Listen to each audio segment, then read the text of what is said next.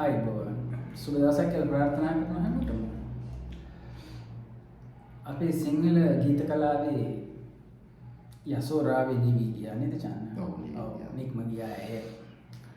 ඇයගෙන් පසුව මේ ශ්‍රී ලාංකීය සංගීත කලා කෙත ඉදිරිය අස්වද්දන්න චන්න ඉන්න ඉදිරි පරම්පරාව. දැන් අපිට හැමදාම කතා කරන්න වෙලා තියෙන්නේ පහුවෙච්ච පරම්පරාවල් ගැන. සිනමාව ගත්තත් එහෙමයි. අහවල් වර්ෂයේ තමයි මේක මෙහෙම බැබලි තිබ්බේ. දැන් මේ සංගීත කලාව ගත්තත් ඒකම තමයි. නන්දාමාලිනීගේ මේ නික්ම යාමත් එක්ක ඉදිරියට මේ ලංකාවේ මේ සංගීත ශාස්ත්‍රයට වෙලා තියෙන අවනඩුව මේ වෙමින් පවතින දේවලුත් එක්ක නන්දාමාලිනීලා මෙතරම් උඩින් ඒකනේ වෙන හේතුවකින් නෙමෙයි. අපේ හදවතේ ගායිකාවන්. ඔයාලට මොකද හිතෙන්නේ චන්න මේ නන්දාමාලිනී වගේ ශ්‍රේෂ්ඨ ගායිකාවන් අපෙන් ගියන් පස්සේ මේ ඉදිරි පරම්පරාව මේ කලාකිත කොහොම ආස්වාදවයිද? මොකද්ද මේ? මට වෙන්නේ මෙහෙමයි.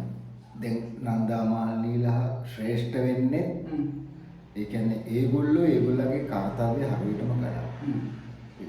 100%ක්ම ඇයගෙන් වෙන්න ඕන පණිවිඩය ඇය දුන්නා. අපිට සංගීතය කියනකොට ලංකාවේ නන්දාමාලිනී අනිවාර්යයෙන් එක නන්දාමාලිනී අමරදේව මාස්ටර් ඉන්නවා මම නැහැ කියන්නේ නෑ. නමුත් නන්ද තමයි වොයිස් එක. නන්ද තමයි වොයිස් එක ලංකාවේ. එතකොට දැන් එයා ඊ අපෙන් නික්ම ගියාට පස්සේ නික්ම යන්න අවුරුදු 20ක් තිස්සේ අපිට ඊළඟට මේක කවුද ගන්නෙ කියලා ඉන්නවා. දීපිකා ප්‍රියදර්ශනී පීරිස් ඉන්නවා. සමිතා ඉන්නවා. එතකොට අපේ දීපිකා ප්‍රියදර්ශනී පීරිස්ලා ඉන්නවා. මම කියන්නේ ඉන්නවා. නමුත් ඒ මේ පරණ කට්ටියනේ. අලුතෙන් කියලා මේකට ඇවිල්ලා ඉන්නේ මහා මේ 14යිනේ. එතකොට ඒකෙත් පොඩි මාකටිං ගායකයෝ ටිකක් නේ අපිට ඉන්නේ මාකටිං. ටැලන්ට්ස් එක්ක වඩා මාකටිං. ඒගොල්ලෝ හොඳට මාකට් වෙමින් තියෙනවා මේ ටෙලිවිෂන් එක ඇතුලේ සෝෂල් මීඩියා ඇතුලේ ඒගොල්ලෝ මාකට් වෙමින් තියෙනවා. මේ සින්දු කියන්න නෙමෙයි. දැන් ඈත භාගයක් බැලුවොත් ගායකයෝ ගොඩක් ඉන්නවනේ රියැලිටි ෂෝස් වල. පොඩි මාකට් උන් සින්දු කියන්නේ නැහැනේ. උන් දැන් මේ සින්දු කියන උන්ට සින්දු කියන හැටි ඉගෙනලා උගන්වනවා. ඔව්. නමුත් නන්දක්කල කලේ ඒක නෙමෙයිනේ. නන්දක්කල සුනිල් එදිරිසිංහල කලේ ඒක නෙමෙයි. එඩ්වඩ් ජයගොඩි මහත්මයා කලේ ඒක නෙමෙයි. ඒගොල්ලෝගේ විෂන් එකේ ඒගොල්ලෝ පාරක් ඇතුලේ යන ගමන් ඒගොල්ලෝගේ දැන් කැරකෙන රෝදේ සින්දුවෙන් පටන් ගත්තේ එඩ්වඩ් ජයගොඩි මහත්මයා දැන් ඉන්න තැන. කාටවත් කිට්ටු ගන්න බෑනේ. නමුත් ඒ ජෙනරේෂන් එකෙන් පස්සේ ආවේ නෑනේ. 2000න් පස්සේ ගායකයෝ ආවේ නෑනේ. පරණ කට්ටියමනේ ඔය ඒ කියන්නේ මම කියන්නේ මේ නන්දක්කල නැති වෙනකොට අපිට පේන දෙයක් තමයි අලුත් නිර්මාණ නම් බිහිවීම ගොඩක් අඩුයි. ඒ කියන්නේ මේ ගීත කලාවේ මලගේනේ දැන් මේ යන්නේ මලගේ. අනිවාර්යයෙන්. ගීත කලාවේ මලගේ මේ අපිට පේන්නම තියෙනවා. නාලිකා වගේ උන්ට බිස්නස් එකක් උන් කරන්නේ. ගම් වතුරක් එනකම් බලන් ඉන්නවනේ වන් නාලිකා. ගම් වතුරක් එනකම් බලන් ඉන්නවා. මිනිසුන්ට පිට වෙන්න. ඒත් තර අනුගෙන් දෙන වතුර බෝතලෙන් බත් පාර්සලෙන්. එහෙම එකක් මේකේ තියෙන්නේ. මේක ඇතුලේ මට හිතෙන්නේ මල්ලගම මල්ලගෙද මල්ලගේ තමයි. ගීත කලාවේ නිකන් නන්දාමාලිනීගේ සෞන්දර්යකම් ශෝක කාලය. මේ ආයන සින්දු ටික දැක්කම එරුණම අපිට හිතෙනවානේ මේ මෙතනින් යාට නෑ කියලා නේ. කවුරුත් නෑනේ. එතකොට මේ කළා තියෙන හානිය ගැන ඔයා හිතන්න. දැන් සාමාන්‍යයෙන් දැන් නන්දාමාලිනීලා වෙනින් බැලපෙන්න මේ පිරිසක් ලංකාවේ හිටියට දැන් මේ ඉදිරියේ ඉන්න කලාකාරයෝ සංගීතකාරයෝ මෙරුණාම බැලපෙන්න නම් කවුරුත් නැහැ ජාන්න. දැන් අපි එහෙම දැන් මේ ඉන්න සින්දු කියන අය වෙනුවෙන් මෙච්චර දුක් වේද මිනිස්සු. ඔය ටීවී channels ටික දුක්. ඒගොල්ලන් හදාගත්ත එකක් ඇතුලේ දුක් වෙයි. නමුත් මේ මහ ජනතාවගෙන් සැබෑ දුකක් නම් එහෙම එන්නේ නැහැ. මේ දැන් ඉන්න කට්ටිය වෙනුවෙන්. නමුත් දැන් ඉස්සර ගත්තාම ගුවන් විදුලියේ තිබ්බනේ A ශ්‍රේණී ගායකයෝ B ශ්‍රේණී ගායකයෝ ගායකයෝ එහෙම තිබ්බනේ පොඩි මොකක්ද ඒකට කියන්නේ ප්‍රමිතියක් තිබ්බනේ. ඒ ප්‍රමිතිය දැන් නැහැ නේද? දැන් තියෙනවා තාම. නෑ දැන් ඕනේ නෑ. දැන් ඕනේ. ඔව් දැන් ඒව ඕනේ. එතකොට ඔය ගුවන් විදුලිය දැන් අපි ගත්තොත් එහෙම ගුවන් විදුලිය කියන එකේදී FM නාලිකා කියන්නේ. දැන් මේ FM නාලිකා කියන සංස්කෘතිය මේ ලංකාවට ආවෙන් පස්සේ මේ ගීත කලාව විතරක් නෙමෙයි භාෂාවට මිනිස්සුන්ට කතා කරන භාෂාවට මිනිස්සු හිතන පතන විදිය සහ මිනිස්සු මේ රස විඳින විදිය පවා මේගොල්ලන් වෙනස් කරන්නේ ඒගොල්ලන්ට ඕන විදියට. ඔයා මොකක්ද හිතන්නේ මේ ආගමනයත් එක්ක FM ආගමනයත් එක්ක මේ කලාවට සංස්කෘතියට වෙච්ච විනාශය ඒක මොනතරම් අතිමහත් වාට කොහොමද ඒ ගැන සඳහන් කරොත් එහෙම ගීතයට ගහන්න කලින් භාෂාවට ගැහුවනේ මේ භාෂාවට ගැහුවා. ටෙලිෆෝන් එකෙන් මේගොල්ලෝ කතා කළා. අසන්නන්ගේ ඉල්ලීම් වෙන විදියකට ගෙනාවා. ඒක පෝස්ට් කාඩ් එකේ ලියපු අසන්නන්ගේ ඉල්ලීම් නෙකි. මේගොල්ලෝ ගෙනාවා ටෙලිෆෝන් එකේ. ඔය කට්ටිය ටුවර් ගිහිල්ලා ඕවා තමයි ගෙනාවේ. නෝර්වේ වල එහෙම තිබුණ කන්සෙප්ට් එක ඕවා ඉංග්ලන්ඩ් වල. දැන් ටෙලිෆෝන් එකෙන් අවශ්‍ය ගීතය ගැන තියෙනවනේ. ඇත්තටම ඒක ලස්සනයි. ගීතය ගායනා කරන්නේ කවුද? ඒක කොයි කාලෙද ගීතය රචනා වුනේ? රචක. එහෙමනේ යන්න ඕනේ ඒක. මේක එහෙම නෙමෙයි. දැන් මට මතකයි දුවෙක් කතා කරනවා. දුවෙක් කතා කරනවා. දැන් ඒ අහන නිවේදකයා ඒ කියන්නේ දැන් FM නාලිකාවේ අර සින්දු ඉල්ලන්න පුළුවන්. ඒ ඉල්ලන එකට ආයෙත් අසන්නන්ගේ ඉල්ලී. ඒ කියන්නේ දුවෙක් කෝල් කරනවා. සින්දුවක් කියලා. එහෙම දුව ඉල්ලනවා මේ සින්දුවක් කියලා. දැන් මේ අහනවා දැන් මේ වෙලාවේ කවුද එකතු වෙන්නේ? ඒගා කියනවා අම්මා තාත්තා ලොකු අයියා ලොකු බෑනා. ඒ කියනවා දුව කියනවා. අල්ලමු ගෙදර ලොකු තාත්තා. එහෙම කියනකොට දැන් අම්මා මේ වෙලාවේ මොනවද කරන්නේ? අම්මා ඉන්නවද ගෙදර? මේ හරි අහනවා.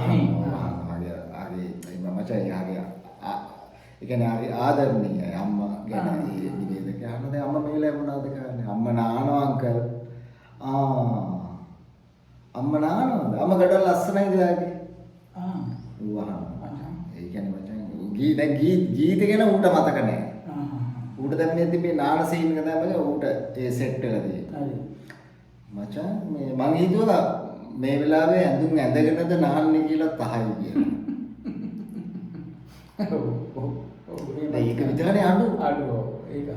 එතනට මේ පොඩි දරුවෙක් ප්‍රශ්න කළාම ගීතයක් එහෙම වෙනවා කියන්නේ මම හිතේ මට ඒක හින පිළිගුල් මට hina ගියේ නෑ. එච්චර දෙයක් අම්මව බලන්න එන්නකෝ කියලා. කිව්වා. මම වෙලාවක එන්නද ගෙදර? එහෙමත් තමයි. ලිංගික ප්‍රශ්නක් තියෙනවා. කවුරුත් නැති වෙලාවක එන්නකෝ අංකල්. නොකිය අහන්නේ ඒක තමයි. මම කියන්නේ මේ කුණු රස අනේ මන්ද මෙන්න මේ ප්‍රොඩියුසර්ස්ලා කියලා උන් ටිකක් ඉන්නවනේ. උන් ඊට අවුන්ට වඩා ගෝ. ඊට අන්ත ඇති. උන් ඊට ගෝ. දැන් උන්ට මචං මේ ප්‍රෝග්‍රෑම් බලන්න විදියක් නැහැ. උන් වෙන වැඩ. ඒක හරි.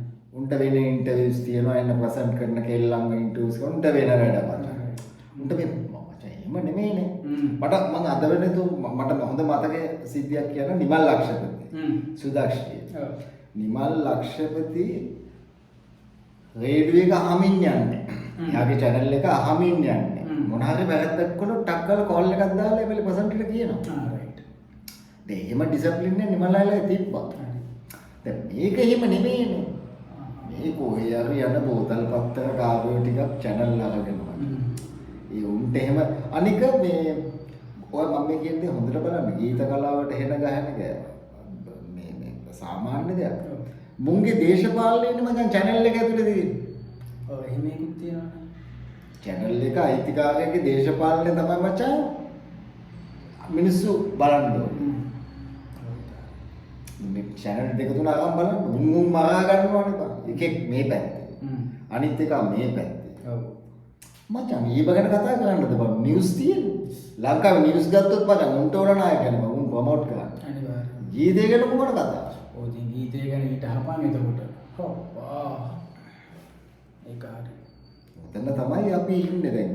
උතනින් කොහොමද ඉස්සරහට යන්නේ කියන එක නම් මම පොඩ්ඩක් එතකොට චාන දැන් මෙහෙමුත් තියෙනවනේ දැන් අර ඕනෑම එක ඕනම සින්දුවක් අර 10 පාරක් 15 පාරක් අහනකොට ඒක අපේ කනට හුරු වෙනවා. පොඩි එහෙම එකක් තියෙනවා. එතකොට දැන් නාලිකා වලින් කරෙත් ඒක නෙන ලොන්ත බුවාලගේ සින්දු අතයට ගනුදෙනු කරලා සින්දුව ටෙලිකාස්ට් මේවා කරා විකාශනය කරා ලක්ෂ 3මාර. හරි ඔක ලංකාවේ ප්‍රසිද්ධ රාසාව. ඉතින් ඒ වගේ මේ මෙලෝ රහක් ඉතින් වල්පෙල කොච්චර බිහි වුණාද? නීතිගත අල්ලස්.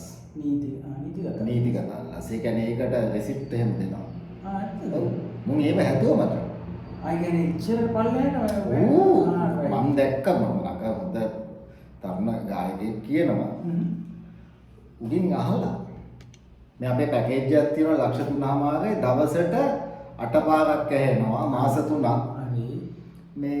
මේ කැම්පේන් එකට ආවෙනවාද කියලා ඌ කියලා මගේ තියෙන සින්දු ටිකත් ඒවපල්ලා කියලා. දාන්න එපා.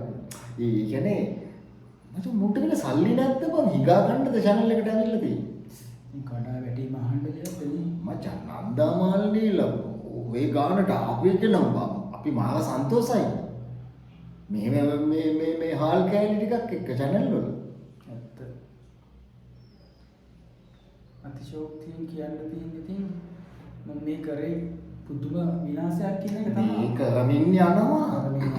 භාෂාව, ගීතය, රසවින්දනය. ජංගුබ්බේ උඩන්නේ බං හදලා තින්නේ පාවක බැස්සා තුන් අඳින ඇඳුම් දැක්කත් උන්ගේ මමචන් විලාසිතා දැක්කත් අපි මේ අප්ඩේට් වෙන්න එපා කියනවා නෙමෙයි. ඒක මචං එන්න මොකද්ද මචං මේ උන්ගේ තියෙන කාලකන්නිකම උගන්නලානේ බං තියෙන මිනිස්සුන්ට. ඒක හරි. ඕකත් එක්කම චන්න දැන් අපිට කතා කරන්න වෙන තවත් එකක් ගැන. ඒ කියන්නේ FM කලාවත් එක්කම FM ආගමනයත් එක්කම ඊට පස්සේ ලංකාවට ආපු ඊළඟ විස බීජය ගැන. ඒවා විස බීජ කියවල විස බීජ නෙමෙයි අපේ ඒවා මේ හැන්ඩල් කරපුවන්ගේ අවුලක් තියෙන නිසා නැත්තම් ඒවා විස බීජ නෙමෙයි ඇත්තට. මේ කලාකැත හොඳටම කලාකැත අස්වද්දන්න තිබිච්ච හොඳ වැඩසටහන තුරුළු ශක්තිය වගේ ප්‍රෝග්‍රෑම් එකක් ගත්තාම ඒකෙන්නේ ආවේ කවුද ශශිකානි සංසලාරය අද ඉහළින් වැජිනවනේ ඒගොල්ලෝ නැත්තම්. මොකද ඒගොල්ලෝ කාටවත් පල්ලෙහාට දාන්න බෑ. මොකද සැබෑ දක්ෂ ඒගොල්ලෝ. සැබෑ ජජ් බෝඩ් එකකින් තමයි ඒගොල්ලෝ ඇවිල්ලා තියෙන්නේ. අපි එතෙන්ට යනකොට මට දැන් මතක් වෙන්නේ දැන් ඔය රියැලිටි කලාව සුපර්ස්ටාර්ස්ලා තේරෙන තෝරන එක. ඔව්. ඇත්තටම ලංකාවේ දැන් සුපර්ස්ටාර්ස්ලා තේරුවේ ඇත්තම සැබෑම දක්ෂයෝද කියලා අපිටම ප්‍රශ්නයක් තිබ්බනේ. අපි ඒක අත්විඳින්නනේ අපි ඒක දැක්කනේ. ආට මොකද්ද ඒ සම්බන්ධව කියන්න තියෙන්නේ? ඔක්කොටම කලින් ඒ කියන්නේ මෙහෙමයි. ඒ කියන්නේ ඕක පළවෙනි අවුරුද්ද දෙක වගේ පොඩ්ඩක් අර පොඩි ලෑන් විදියට ගියා. උන්ට තේරුණා මිනිස්සු මාට්ටු කියලා වැඩේට. මුල් කාලේ වා කියන්නේ කාගේ පුතාද? දොස්තර. කොහොමද මොකද ඒකේ චන්න මෙහෙම වුණානේ දැන් ජජ් බෝඩ් එකෙන් කට්ටියව තෝරනකොට දැන් සමහරුන්ට ගියා අනුකම්පාවේ ඡන්දය. දැන් සමහරුන්ට උස් පහත් බෙහෙත් වලට ඒ බෙහෙත් වලටත් ගියා මං හිතන්නේ. සල්ලි ඇති නැති පරතර ඒවත් ගියා. තව ලස්සන කැත මේ ගෑනු පාර්ශවය ගත්තාම සින්දු කියන්න බෑ ලස්සනට නමුත් එයා ලස්සන.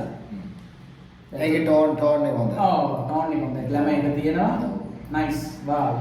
ඔව් එතකොට දැන් සමහරු වුණේ මේ දොස්තර පුතේ වා. ඔය සින්දු කියනකොට පුතේ මට මගේ කියලා නමුතු එකක් දුන්නා නෙමෙයි. බලන් ඉන්න මිනිස්සුත් තමයි ඇත්ත බලමු. අනේ පවුලියා. අනුකම්පාවේ ඡන්දෙට ඒ කියන්නේ ලෙඩ වෙලා. දොස්තර පුතා දකිනකොට ලෙඩ වෙලා. ඔව් ලෙඩ වෙලා. ඒ කියන්නේ මචං දන්නේම නැතුව මිනිස්සුන්ව තල්ලු කරා ඉතින්ට ඒගොල්ලෝ. මෙයාට ඡන්ද දෙන්න අරයට දෙන්න එපා. එයා කොච්චර ලස්සනට කිව්වත් කමන්නේ මේ පුතාට දෙන්න වගේ. ඒ කියන්නේ ජජ් බෝඩ් එකක් එන හිරිකිතයි මේක කරපුවා මේක. අනිත් එක අඬන්න ගත්තානේ චන්දන්. පුතේ මගේ එහෙම එකක් ආවනේ. මගේ ආවිසත් අගන්න පුතේ. මේකෙන් අපිට පපු ඉවරෙන්න. මොකද හાર્ට් ඇටැක් කියන එකක් එහෙම දෙන්නා මචං. මල්ලඩන් තියනවා. මල්ලඩන් තියනවා. උන් අපේ මේ රටේ මේ සංගීතයට කරපු විනාශය චන්න. මම දැන් ලොකු විනාශය කරේ ඕක.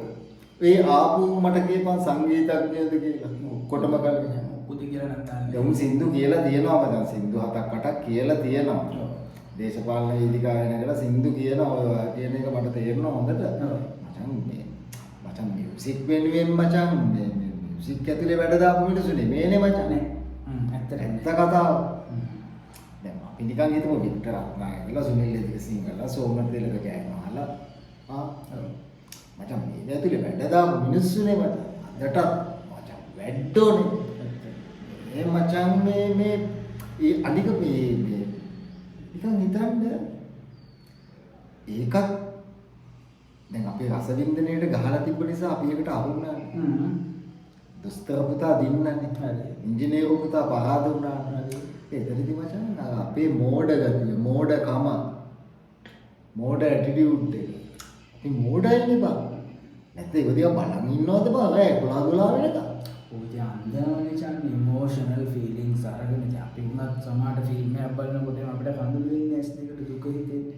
ඉතින් මේගොල්ලන් මේ මහා ගාන්ධර්වයෝ කට්ටිය අපිව ඉස්සරහා ඉඳගෙන මේ රියැලිටි ෂෝ එකක් ඇතුලේ අපිට කියනකොට මියා කවදාරි ડોක්ටර් කෙනෙක් මෙහෙම ඒ වගේ තව ඒවා තව වෙන උඩ තිබ්බා. ඉතින් එහෙම කිව්වහම ඉතින් මිනිස්සු ඡන්දේ දෙනවනේ. හොඳම 10 දෙනාට එනුම් බලපන් ලස්සන කෙල්ල පහයි කොල්ල පහයි. ලස්සන කෙල්ල පහයි කොල්ල පහයි. ඔව්. මේ කෙල්ලොන්ගේ පවුමජේ දරුවෝ පව් මේ hina වෙනව නෙමෙයි. මචං ඒ ගායන හැකියාවන්ට වඩා ඒගොල්ලෝගේ තියෙන්නේ ඒගොල්ලෝගේ මොඩල්ස්ලා වගේ ලස්සන. මොඩල්ස් මේගොල්ලෝ කියන්නේ මාව කලර් ටෝන් එකක් වඩා තියෙනවා. ඒ වගේ ගෝල් කලර් එකත් එක්ක වඩා අවසාන තරඟය දක්වා යන්න පුළුවන්. ගෝල් කලර් එකත් එක්ක. ඒ වොයිස් එක වැඩ නෑ බං. මචං කලර් ටෝන් එක ඇඟේ වගේ මූණ. ඒ මචං එහෙම පොඩි සෙක්ස් පිළිබඳව ඩෙමොන්ස්ට්‍රේෂන් එකක් යන්නේ. ඔක ඇතුලේ ලිංගික අල්ලසුතියා වගේ එකක් තියෙනවනේ. ලංකාවේ මත ඕක නැතුව මුත් කරන්න බෑනේ. හැම තැනම තියෙන එකක් දෙන්නවා කියන්නේ. කලාවට විතරක් අදාළ නෑ. කලාවෙත් මෙහෙමනේ. කියන්නේ කලාව ගත්තම එහෙම අර මිනිස්සුන්ට තියෙනවනේ අර කැලේ නීතියනේ මචං. ලොකු එකා පොඩි එකාව යට කර ගන්නවා. ලොකු එකා පොඩි එකාව යට කරනවා කියන එක ගොඩාක්ම තියෙන්නේ කලාවේ තමයි. ඒක අර හැකියාව තියෙන එකාට උඩට එන්න මචං ඌට මාක try එකක් දෙන්න වෙනවා. නිදිම ගන්න පුළුවන් උන් ටක් ගාලා මචං උඩට එනවා. හැකියාව තියෙන උඩට එන්නේ නැහැ මචං. ඔය රියැලිටි ෂෝ වලින් අපි ආපු කට්ටිය බැලුවොත් එහෙම ශිහාන් මෙහාරංග කියන දක්ෂයා මචං. එයා දක්ෂයා. ඌ දක්ෂයා. ශිහාන් දක්ෂයා. හැබැයි ශිහාන් කැකුණානේ උනා. දැන් ශිහාන් දක්ෂයා කියන්නේ ශිහාන්ව කපන්න උනානේ බං. මේ ඔඩියන්ස් එක දැඟලුවානේ බං බොරුවට. මීඩියා එකෙන් ගෙනාවා ශිහාන්ව සුපර්ස්ටාර් කරලා තියෙන්නේ. ඔව්. මේ ස්ක්‍රිප්ට් එකක් තියෙනවා.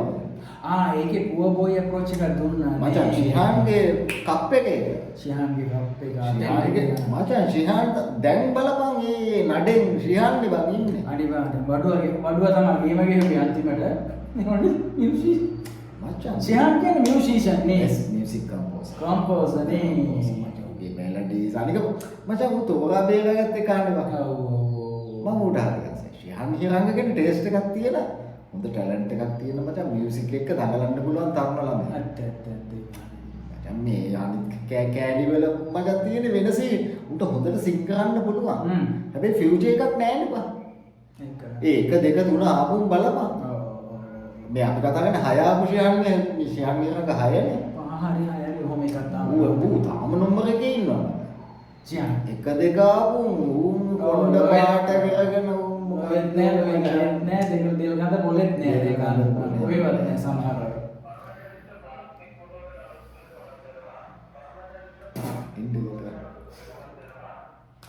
රයිට් පොඩි බාධාවක් තමයි අපි කරගෙන යන්නේ කොහොම මේ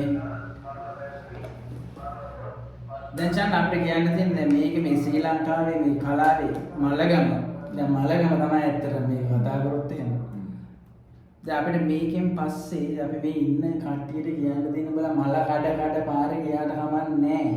මල බැරි නම් ඕන එකක් කඩ පස් වලට හැප්පෙන්න එපා මල කඩ ගිහිල්ලා. මා මල පසු ගම පුරාන්නේ මේ ඇමරිකාවට ගිහලා ඒ පොතා පොලක් ගහපන් පෝස්ටර්. ඒ වගේ මේ සංගීත කලාව කන්න එපා.